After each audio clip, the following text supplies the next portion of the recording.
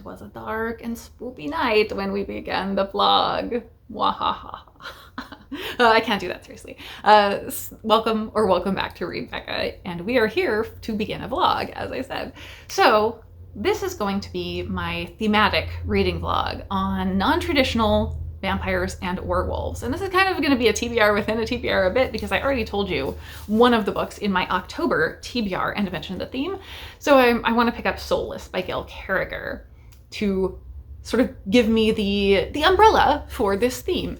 I knew I had several books that were very non-traditional, non-standard types of vampire and werewolf stories that I wanted to read over spooky season sitting on my shelves, so I decided to prioritize those and wanted to vlog it for you a little bit. So I have no idea how this is going to go, but it should be a fun time. So Soulless, I think, is a historical-ish gas lamp / steampunky style paranormal fantasy with some romance and some humor. I know this has vampires. I don't know if it has werewolves for sure. So that's the first book. And then I think I do want to tell you what the rest of the TBR is. So for the vlog, I have picked 4 books, so I have more. But the second is Robin McKinley's Sunshine. This looks very scary, but this is my second vampire book, and apparently this is also kind of humorous or light and maybe cozy in some way. It has vampires and baking. I know that. So don't know what to expect from that one. And then my werewolf books, I think, are more serious, or I know the first one is, that's Sharp Teeth by Toby Barlow, and this is a reread that I have really been wanting to get back to. This one is written in verse, and it's a contemporary werewolf story that follows. It's very gritty, not fluffy. So this is a kind of a missell, but it's a love story between a dog catcher and a lady werewolf. And there's little gangs of roving werewolves in kind of contemporary California. And then the last one is The Devourers by Indra Das. And this one, I think, is sort of an alternate history of India's werewolves. So very, very curious selection here that I have, but I'm intending to begin my reading with the main one I picked, Soulless. So I will read some of this and check back in when I have something to say about it. I've only read the first chapter, but I'm already deeply charmed by this, so I wanted to update you quickly. I knew going in that Soulless refers to the main character, Alexia, that she sort of has an absence of magic, but it's more than that, actually. She sort of is an inverse of magic. So the opening scenes are her going to this party, it seems. We don't really get the shape of the event that she's at, but she's there, and a vampire attacks her while she's alone in a room. And her reaction is so great, but the soullessness means that anytime she touches him, his vampirism disappears from him. So like his teeth go back to normal and everything. So he's not a vampire if she's touching him. So that's an interesting dynamic that I don't think I've ever read before in terms of magical world building. But her reaction to his attack is hilarious. "I say," said Alexia to the vampire, "we have not even been introduced." Miss Terabody had never actually had a vampire try to bite her. She knew 1 or 2 by reputation, of course, and was friendly with Lord Akeldama, who was not friendly with Lord Akeldama. But no vampire had ever actually attempted to feed on her before. So Alexia, who abhorred violence, was forced to grab the miscreant by his nostrils, a delicate and therefore painful area, and shove him away. He stumbled over the fallen tea trolley, lost his balance in a manner astonishingly graceless for a vampire, and fell to the floor. He landed right on top of a plate of treacle tart. So I love that. It's so cute and kind of quippy, light, and that is the humor I would expect from Carragher. So in addition to all of that, there also is almost something similar to Tooth and Claw by Jane Yolen that I read earlier this year, where that is set in a similar time period and very much uses magical world building to explain the social mores of the time that existed in real history. And this does that as well, and I really like that. So we have her, like, someone sort of is shocked that she was alone in a room, unchaperoned as an unmarried woman. Obviously that would be irresistible to a vampire, so really it's on her for that she was attacked, pretty much, you know? So it seems like we're building into that sort of world building, explaining the historical society behavior. And I very much am intrigued. So 1 chapter down, and I'm already totally hooked in, and this really is delivering on what I was hoping for. We're pretending that it's time for nice warm cozy teas and not 85 degrees outside with a Harney & Sons Black Cask Bourbon in my very autumnal mug.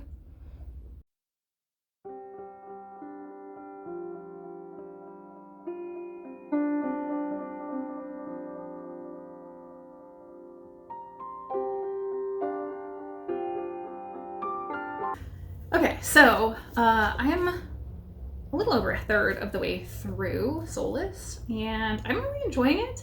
It's not really what I expected, but also is. Everything in the pitch is there. I was expecting it to lean way, way more paranormal romancy, and this is not that book at all. Very little romance has happened. It kind of actually came out of nowhere, over 100 pages in, that romance started at all, and it's been very mild. Much more, this is like a fantasy of manners, where it's much more about the society, social rules, and kind of to what I was talking about previously, the aspect of magic fitting the social mores of the time. So there were a couple of things I marked to bring up here. As you said, we dislike each other most intensely, have done since he sat on a hedgehog and blamed me. So I love that. That's talking about the romantic interest, potentially, who is a werewolf. A big mean werewolf having sat on a hedgehog and gotten upset with her about it is slightly hilarious.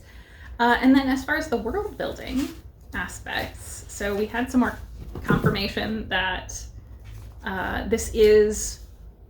we're explaining social mores through the aspects of magic. Some individuals have less of this soul matter, and some have more. And those who have more can be changed into immortals, so like vampires and werewolves. And those who have less cannot.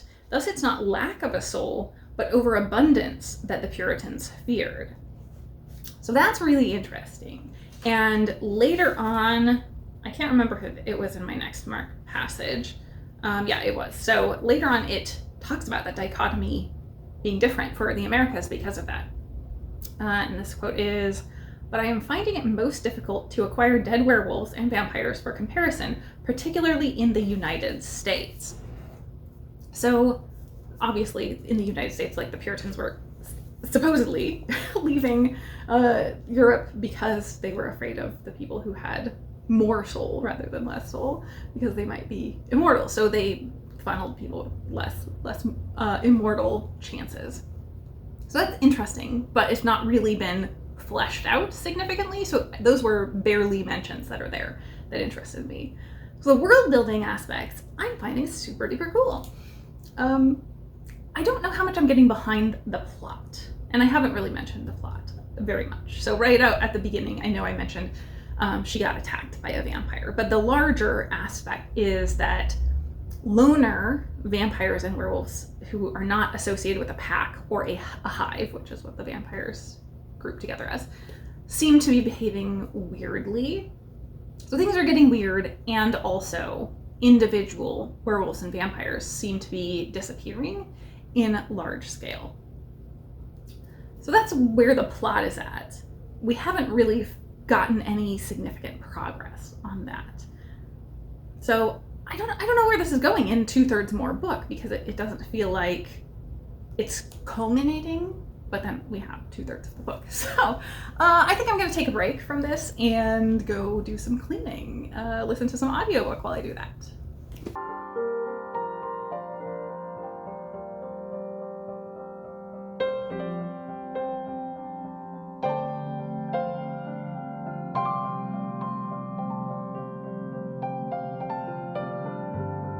Well, I've finished the first book, Soulless. So this was a great time. And I have a couple of the books in this series, so I'll probably at least keep them physically until I've gotten past the books that I own. But I don't think this was a new favorite or overly memorable, but it was just sort of a fun, enjoyable read. So I mentioned this was a bit fantasy of manners. I think this was more standard to urban fantasy in the end as it picked up. So it also reminded me in the fantasy of manners aspects so much of Frederica by Georgette Heyer, and I would be really surprised if the author was not somewhat inspired by that, or hasn't at least read it.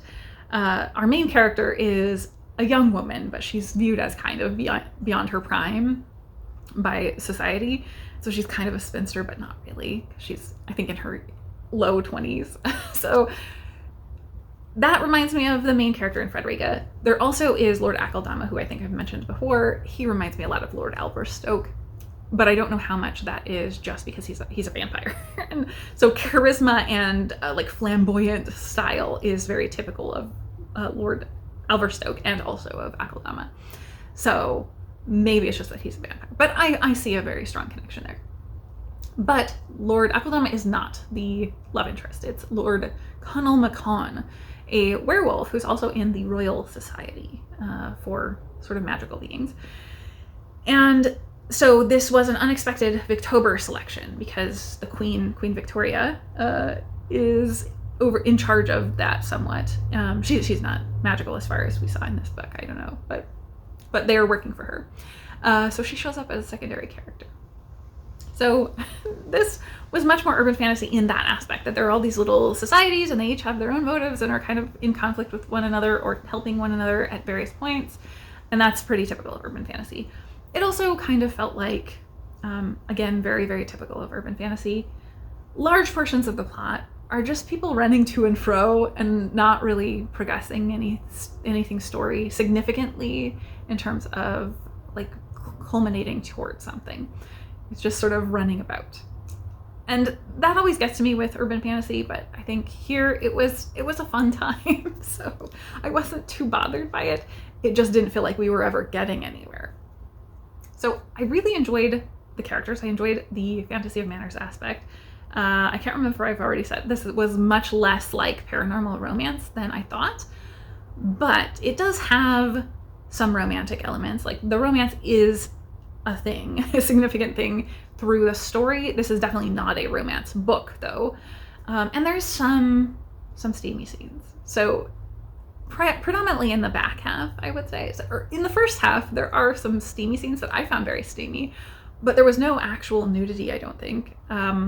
It's mainly like descriptions of overly complex garments and desperately trying to get buttons undone and failing.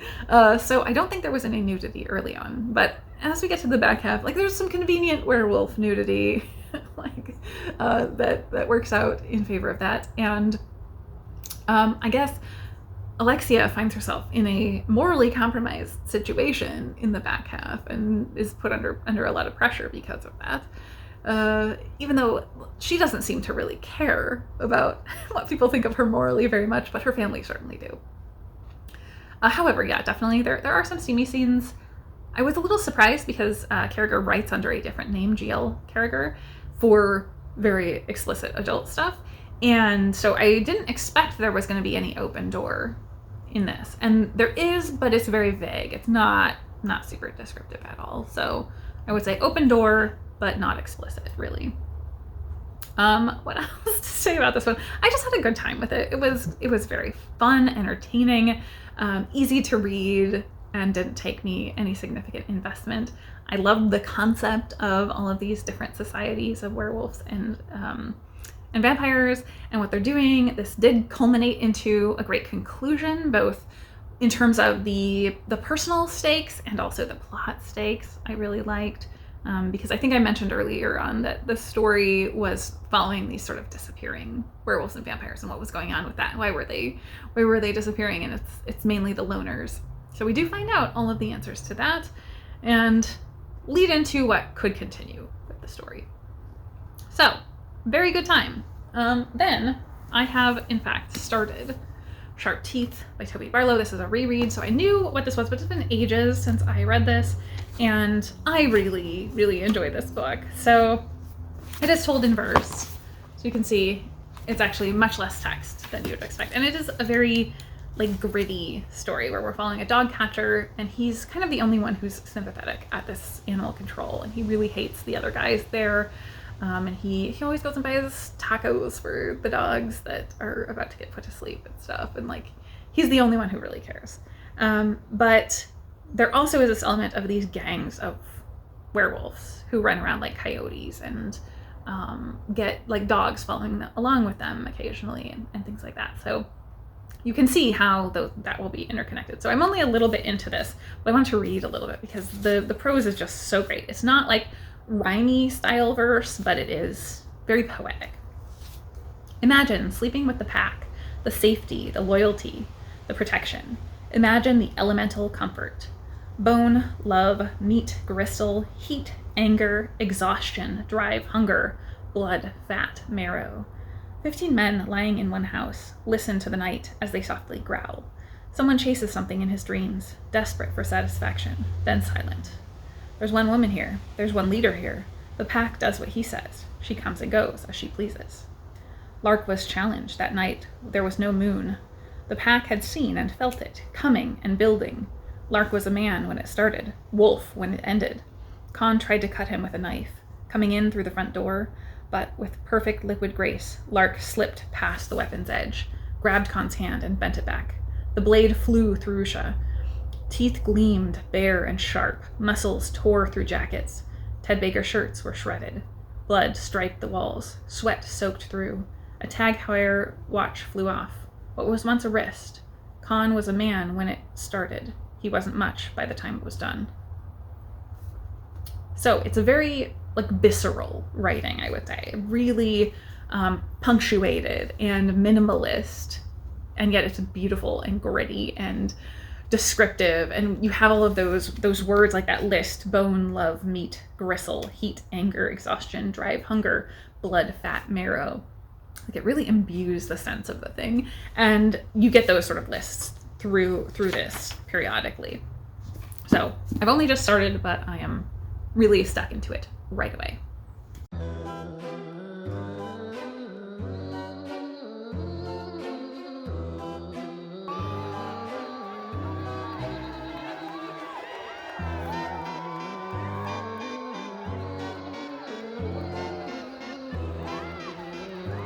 Quick update on Sharp Teeth. I am about halfway, right about halfway. And I can't remember if I said this already, but it reminds me very much of Breaking Bad in terms of the tone and sort of style of this, because it is very brutal and visceral. Things are not described in detail though. So we've gotten to the point where the pack/gangs have, or the main pack/gang has splintered, the one that we're following. And in splitting, one side sort of has decided to make some new werewolves. And so we're just getting to the point where there's all this conflict between outside groups. There's also conflict between people within the pack or gang, or the original pack or gang is now two packs. And they're trying to make these new werewolves that we're sort of seeing through their eyes, but it's almost in flashes. So we're not getting the whole picture. We're just getting these breaking glimpses of what's happening, and it's very brutal and violent and torturous type of situation. And the people that are there to be transformed don't really know what's going on, and they're very overwhelmed and going through something horrible and being threatened by the guys that are in charge. So it's a really, really intense situation to read about. But as I'm reading it, there still is so much where I'm empathetic and sympathetic to individual characters still, even to what the people that are being transformed are going through, because they don't know. And the sense of not knowing is so strong as well. So it feels extremely descriptive, but yet you're not getting anything close to the whole picture. And it really isn't that graphically detailed, because you're skipping over all kinds of parts. You're not just getting a litany of the whole scene as it's playing out, you're getting these snatches of something. So I think very, very effective. I really love how this is written. So continuing on, I will probably next check in when I finish with this one, but I'm also getting ready to head out on a bit of a road trip. So I don't know how much I'm going to share here or how much I'm going to go out and do while I'm on the road trip, other than just being on the road, stopping to see people that I will definitely not be filming with. But I'm sure I will come up with some things to share, to film and share.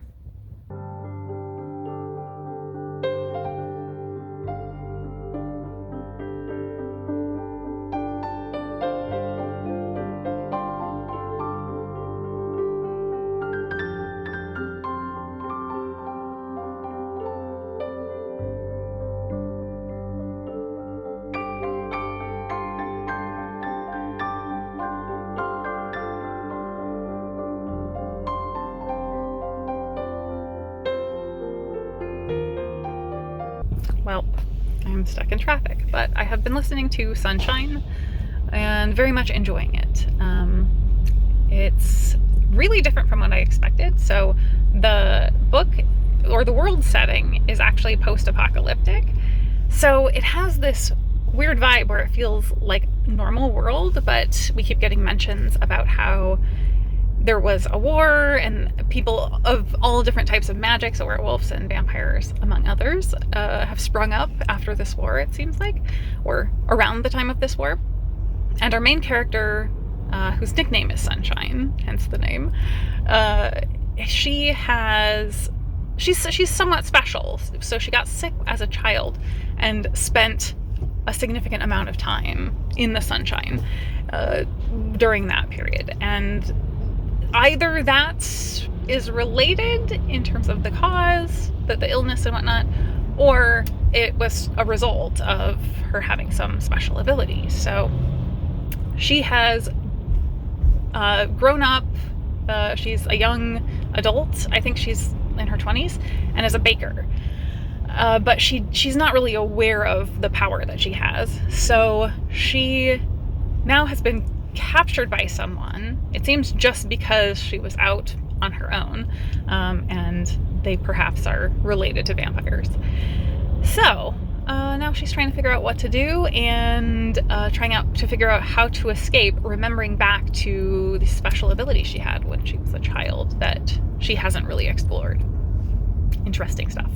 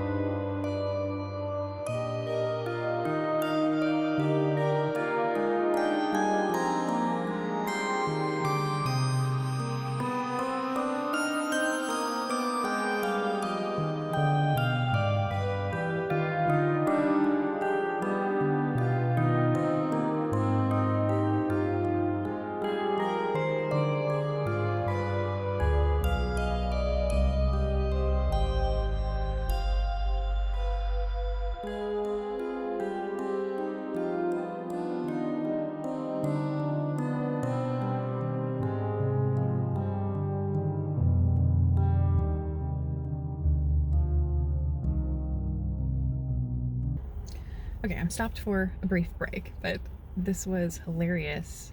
While I was listening to this, there's not a ton of romance in the story, really. So don't go in thinking this is a very romantic story, but she gets horny angry because something happens and she thinks there's going to be sexy times and it doesn't occur. And she gets so upset about it. And it's very hilarious. And otherwise, I don't think there was anything else that was graphic or significant, but just came up and made me laugh so hard. And then I do really like the fact that she is kind of just casually telling us what's happening. So it feels very conversational.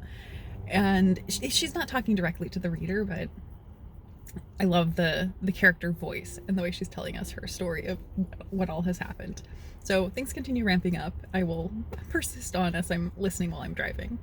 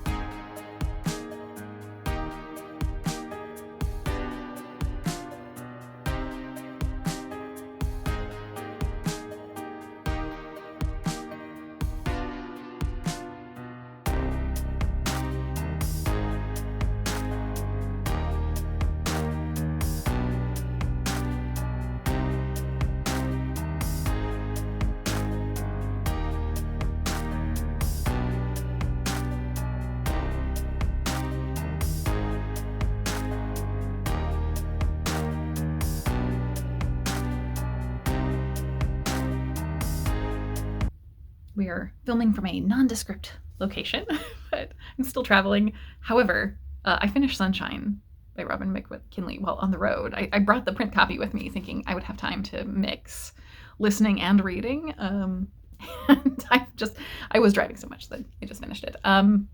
Even with some going back and rereading, re-listening to parts. However, this was not really what I expected. And I don't think I have talked sufficiently about the plot so far because I've been driving for hours and hours and hours. So kind of going backwards, I knew this was going to be a little cozy because this has a prominent baking element. Sunshine, the character, is a baker at a cafe locally in her small town. I think I already talked about the post-apocalyptic aspect of this world, but it's not dark, despite the cover. This, I would say, feels much more like some sort of combination between Buffy and Gilmore Girls, for sure. Like, it's closer to that. And I've just started Gilmore Girls, so I wouldn't have known that comparison before, but it feels very of that time and oeuvre. So, the actual story, really, we're following Sunshine. I already mentioned her backstory as a child of there being something unusual there with her, and it turns out she is clearly magical. She gets kidnapped, and that's the scene depicted here, where she's kidnapped, chained to a wall, and it's not clear to her why, but she is there with another individual who is a vampire, Constantine. And Constantine is revealing things about himself, about vampires, to her. And she is also coming to understand things about her own past that she's forgotten about her magical ability. And so it kind of comes out immediately after that she has this really rare, unusual magical ability that's been sort of buried deeply. And so as a result of that, there is a group in this world trying to maintain the human paranormal balance, and they clearly want to recruit her as like a vampire hunter type. So I see the clear Buffy lines to that. But she's very resistant to that, obviously, and she also doesn't yet have a full understanding of what her abilities are or her past. So that's a large part of what this book is exploring, is her figuring out her own abilities. And it comes up in this that to the apocalyptic element that I was mentioning before about these past wars, this paranormal group let slip to her that it's not going that well, really, and the wars are not over. And they feel like the tides have turned and humanity is kind of losing. So why she's clearly not, she's magical, so why would she be the side of humans if she's a magical paranormal person? I don't ever get the sense of that being fully explained, but I don't think it really needed to be. Clearly she would be on the side of normal, mundane life over these horrors, right? And so that part makes sense, but humans versus the paranormal doesn't really make sense to me ever in this. But I really enjoyed it. I liked her as a character. It felt very cozy, despite being very harrowing, because she literally is kidnapped. She's going through these horrible skirmishes between vampires and paranormal groups, and this special group, SOF, that's designated to try and get these guys. And so she's finding herself in the midst of all of these different groups and not really aligned with anyone. Constantine does become someone who's regular in her life that she can rely on, but yet it's very much like secretive. And so I can see connections to Twilight there as well, probably of a similar time period when this was written and published. But I think this is a much better, healthier version of that, though not completely healthy. But I felt so many cozy vibes in this that it was the perfect time to be reading it. And I just enjoyed the storytelling and characterization here. She does just keep talking about baking constantly and is so obsessed with the baking and being in the sunshine and just delighting in the sun that her whole life revolves around those couple things, even though she's getting up in the dark to go to the bakery because most bakers get up at 4 a.m. And so she's constantly talking about that. And yet she luxuriates in the sun all the time. And that's so important to her. So there's this weird juxtaposition between the vampires and her. And I just really, really like that. So there was so much about imagery and descriptiveness to this book that you can't really capture in discussing it because it's there and it's important to the book, but it's just not a part of the plot necessarily. So I really liked this, and I was expecting this to take me a lot longer. And so now I don't have another book for this vlog, but I am going to regale you with footage, I'm sure, from minor things of my travels and stuff. So you will see more travel-y stuff, but I will not be getting to another book for this vlog until I get back home. So Sunshine was a hit. Yay. And I'm so thrilled to have finally gotten to it because I have been collecting Robin McKinley books, and this is the first of them to get to that I finished. So I now have a backlog of more to try out.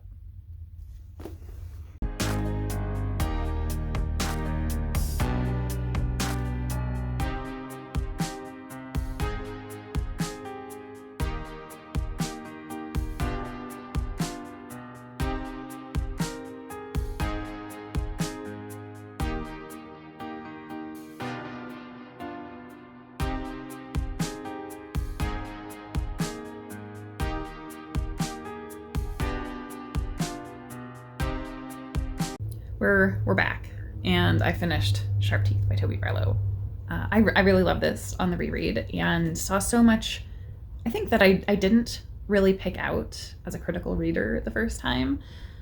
So as we got into the back, probably third of this, it increasingly ramped up in terms of conflict, and we're seeing all of these different gangs, the conflict between them. We're getting additional suspicion and interest from the police. We are also seeing, I guess they also would be gangs, but not werewolf gangs, people who are criminals that were involved in dogfighting, and all of those different groups converging in conflict as things come toward a head at the end was incredible. And I think I mentioned the writing before, but I just have to say it so fits with the exposition on this story, because we're getting the form of what's happening, we're getting the shape of what's happening without being told word for word these kind of graphic details of horrible things. There's this moment where the werewolf gang has sort of taken a person who was involved in dogfighting, and they're questioning him, and they're looking for retribution for what he's done. and you know something gruesome is happening, and you can tell what it is, but it's never spelled out on page. And I really like that, and I think it's such an effective use of the free verse. So I love that.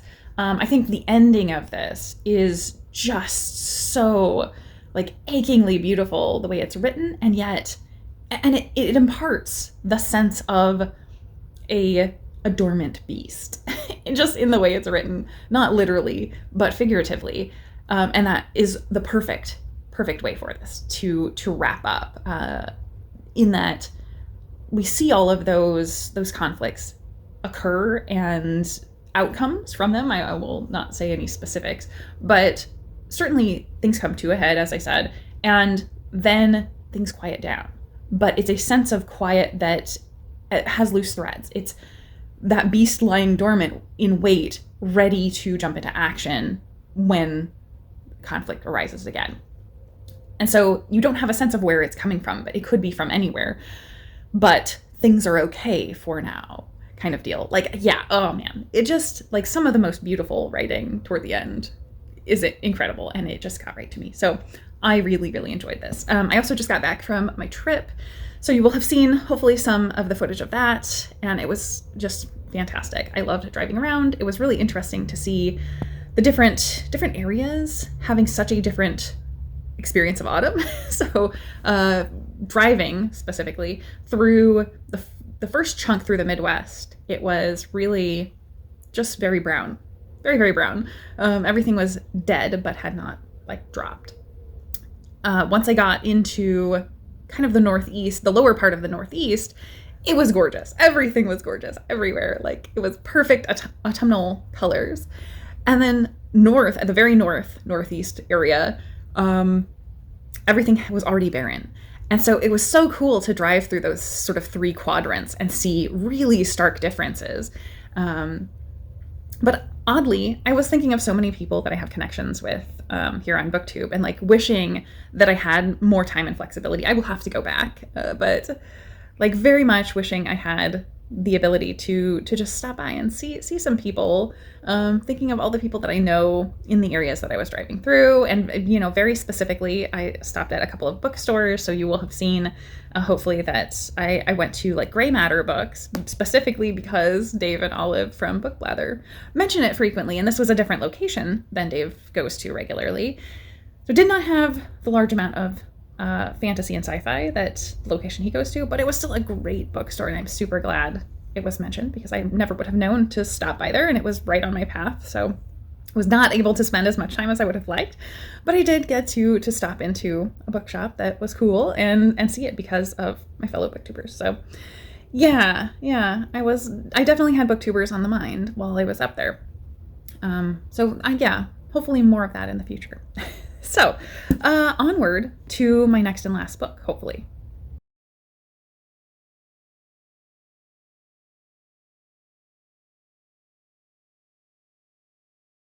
We're down to the final book, The Devourers by Indra Das. This has been on my TBR for multiple years, my yearly TBR for multiple years, and I've not gotten to it. So I'm really happy to finally be starting this. And it kind of is what I expected, but not quite. So I'm just getting stuck into it a little bit. And it's also not very long. It's only right at 300 pages. So I knew this was the idea of a history of werewolves in India. And it is that, but it also kind of reminds me of Interview with a Vampire, because we start with this sort of college history professor, like sort of a historian guy, encountering a half werewolf who is telling him his story. And so that has a very Interview with a Vampire vibe. And also it's encountering things that I didn't expect, because this is supposed to be placed in an ancient history of werewolves in India. It also brings up sort of mythic figures like Fenrir that I wouldn't have expected to come up there. But it does. So it's tying in sort of broader, bigger history. And creating this really unique story. So I'm very intrigued by that. The writing I love. So I've only read a short story by Das before, and really liked it. So I kind of knew I was going to enjoy the writing, but I'm enjoying it more than I expected. I think that's going to be a standout with this work. It's going to be the prose. So I'm excited to dig in some more.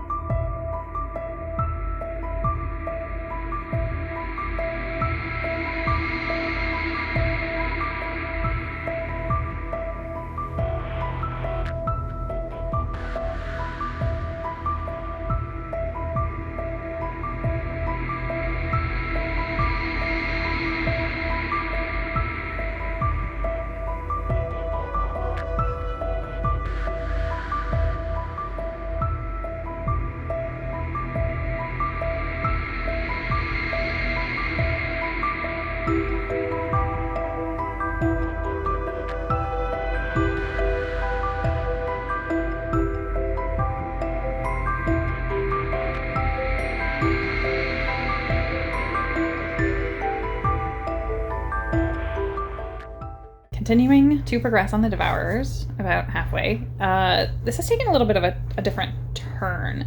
We changed perspectives for a significant chunk to this woman who has been sexually assaulted by one of the sort of ancient, big-time werewolves, more or less. And there's a lot of really interesting conversations there where, effectively, with the kind of werewolves on their side of things, they seem to perceive humans as so much lower or lesser beings that they're basically a different animal. And so it's interesting to hear the conversations with this woman who is talking not to the one who sexually assaulted her, but to other major werewolves. And they kind of look at it as there's no possibility for consent between a werewolf and a human, because they're basically an animal, or a lesser intelligent animal, more or less. So that's interesting. So they're really framing it as very negative and kind of off-putting of the werewolf to have done that. But it has turned very much into a journey novel where I don't entirely know the point of this journey, but we have this woman on a journey with one of the werewolves and just kind of traveling the road. And what she hopes to achieve at the end, I don't know. But it's also taken a very dark turn as well, because we're kind of getting more of the background and happenings of these werewolves. And so it's not super graphic in terms of description, but it is much more gory than it was. So things like child sacrifice have come up. Yeah, definitely gruesome to some degree, though, as I said, not overly described. But I'm still really enjoying it, and I'm curious how it's going to all fit together, because at the halfway point, I feel like it's kind of just ramping up. So I don't know, continuing on. Well, we've come to the end of both the book and the vlog. I've finished The Devourers. I'm struggling with where to rate this, because I did enjoy it quite a lot, and it's also a debut, so I want to give it a little extra grace for the debut wobbles. But at the same time, I'm struggling with the fact that I keep holding it up against things that I've read and liked way more in what this is doing for certain elements. And I do think it was innovative and fresh as a whole, but I also came out feeling like, what's the point? I'm not sure that it meandered. It felt very dreamlike and meandering. And that can be good, but there didn't feel like a major plot arc. There was a through line. There's a story, there's a plot, but it felt much more like we're moving through this person's experience. And it's about understanding them. So it's very character driven for sure. The writing is so gorgeous. I think that is the strength that I would push forward to anybody if you want a really beautifully written book that's very immersive to read. I think this is really that. It's kind of an innovative take on these werewolves' history in India, but it's a very personal, intimate story. It's like individuals, not the mass of werewolves. You are not getting a big, long history. You're getting a specific lineage, more or less. There's also this really interesting element that I think was my favorite part, and I think is the point of the book. But it seems like it's sort of background or world building rather than the story, is that the werewolves are sort of, they don't have a fixed gender. And so they're more like shapeshifters than they are werewolves traditionally as we would think of them. And that creates very interesting circumstances and ways of viewing the world. And so I loved that aspect. And that was more of a thought experiment that I think was at the core of this story. It just didn't feel like a driving force. It felt very, very important to this book, but it didn't feel like a driving force. I think I also talked about before how we were sort of moving between perspectives at times, and that became increasingly muddled for me because it wasn't always totally clear whose head we were in. And obviously that's not ideal when you're kind of reading from a variety of perspectives in different times and trying to establish a timeline and it's not clear what's going on or who you're with. But I think also that may have been part of the point as well. I don't know. And so I'm coming out of this with more questions than answers, really. So that leaves me very up in the air on where I would put this. I think that, unfortunately, of this reading vlog, things have been so enjoyable that this is probably my least favorite.